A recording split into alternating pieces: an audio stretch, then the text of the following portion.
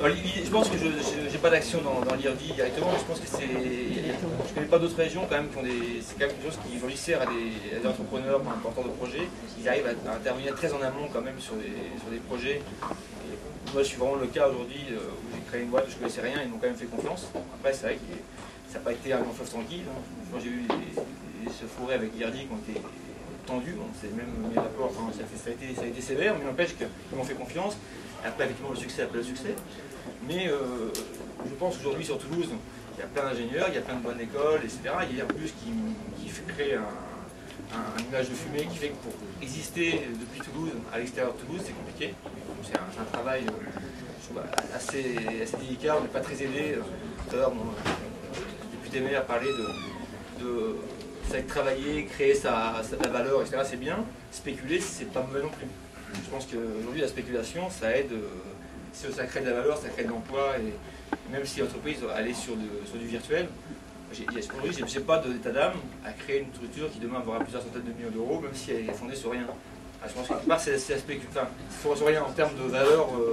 On avait demandé à être iconoclaste ce soir, on l'est. C'est parfait. Moi, je propose qu'on finisse sur le horizon que Daniel nous proposait. Donc, les universités d'un côté qui seraient effectivement particulièrement dynamiques en région Midi-Pyrénées et qui marchent bien. Les dispositifs de financement qui manifestement marchent pas mal. Marchent bien. Et la troisième chose que je disais, c'est la qualité de vie. Le soleil. Non, la qualité de vie, je dirais, parce qu'on a une forte attractivité en Midi-Pyrénées, si tu veux, sur notre qualité de vie. Et c'est pour ça aussi, si tu veux, que les gens qui ont envie d'innover préfèrent innover à Toulouse que dans certaines régions du nord de la France. Voilà. On est plus heureux et on innove plus au soleil. Je crois.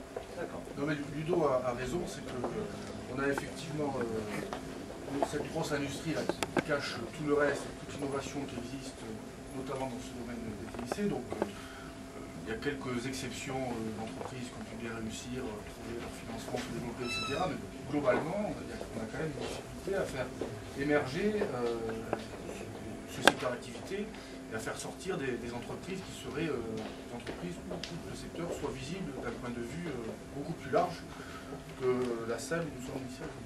Ok. Qu'en pense l'entrepreneur aujourd'hui à la tête de la start-up WithYou? Alors WithYou, c'est une start-up, c'est pas une start-up, c'est une société de conseil. Mais j'ai créé des start-up. En fait, moi, c'est plus mon expérience par rapport à ma vie antérieure aux États-Unis et l'observation du tissu toulousain. Donc, moi, je suis d'accord qu'au niveau des laboratoires de recherche, des écoles, d'ingénieurs et même des universités, il y a un tissu tout à fait favorable à Toulouse dans ce domaine. L'industrie aéronautique et l'espace qui sont très forts ont créé un tissu très important, notamment dans le service.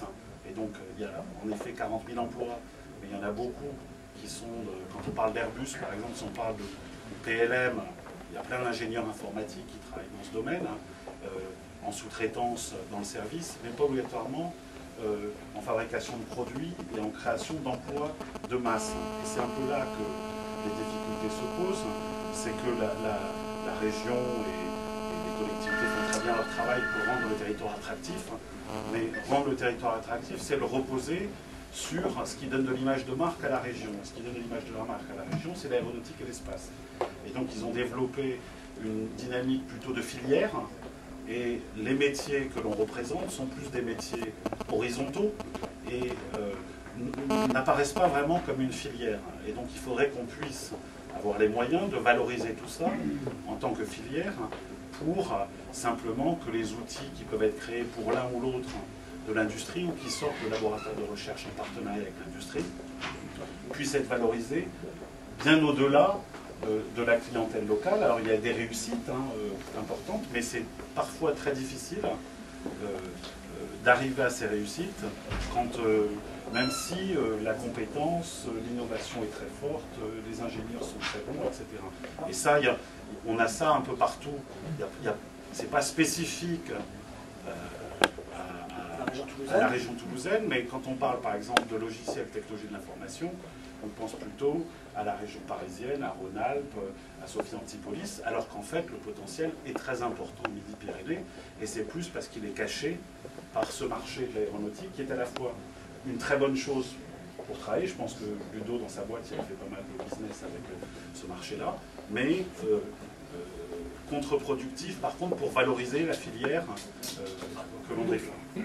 Parce qu'en termes de valorisation, de partage d'expérience, c'est l'un des buts de votre association, Jacques. Qu'est-ce que vous, par rapport à cet objectif de valorisation des savoir-faire, de l'innovation, c'est quoi votre sentiment? Vous avez créé une association en 2000. Effectivement, l'industrie de l'espace et de l'aéronautique cache et empêche un petit peu le développement de l'innovation.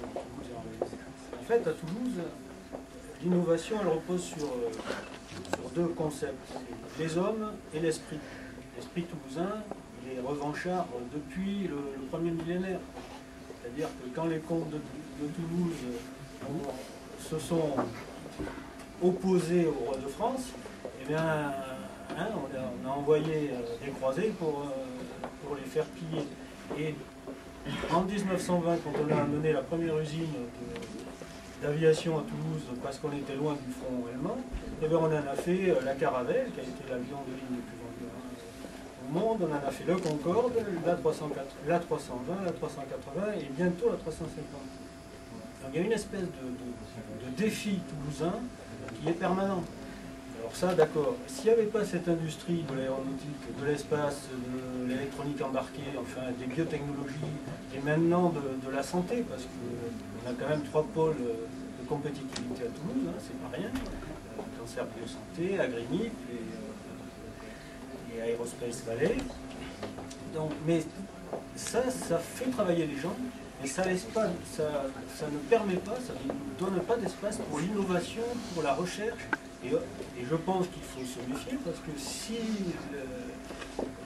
l'État ne soutient pas la recherche, hein, puisque la recherche publique est en train d'en prendre plein la tête, hein, si on ne soutient pas la recherche, il va y avoir des problèmes. Parce qu'on a beau avoir 110 000 étudiants à Toulouse, on est la 2e université en France, il va falloir faire travailler les chercheurs, les étudiants et les entreprises si on veut innover, si on veut aller de l'avant.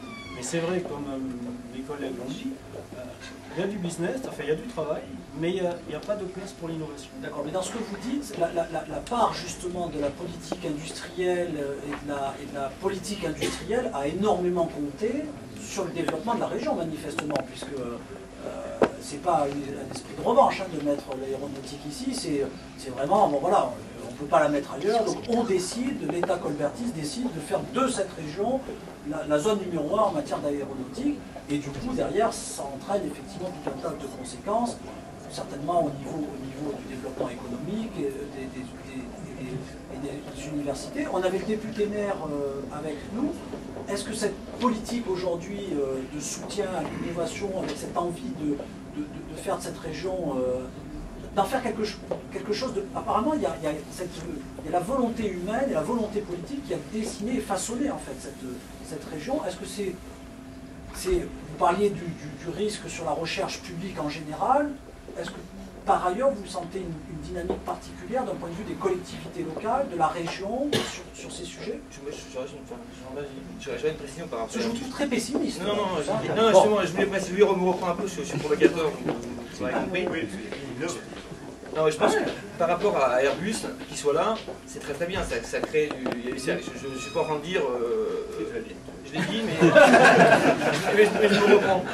Je m'en suis énormément servi d'Airbus parce que j'ai créé une start-up, mais comme j'avais un passé dans le service, j'avais toutes mes entrées chez Airbus, et j'ai pu passer au travers des filtres, des primes, etc. et développer ma boîte aussi au départ, pour financer la R&D à travers Airbus. Je ne vais pas cracher dans la soupe là-dessus, ça m'a aidé.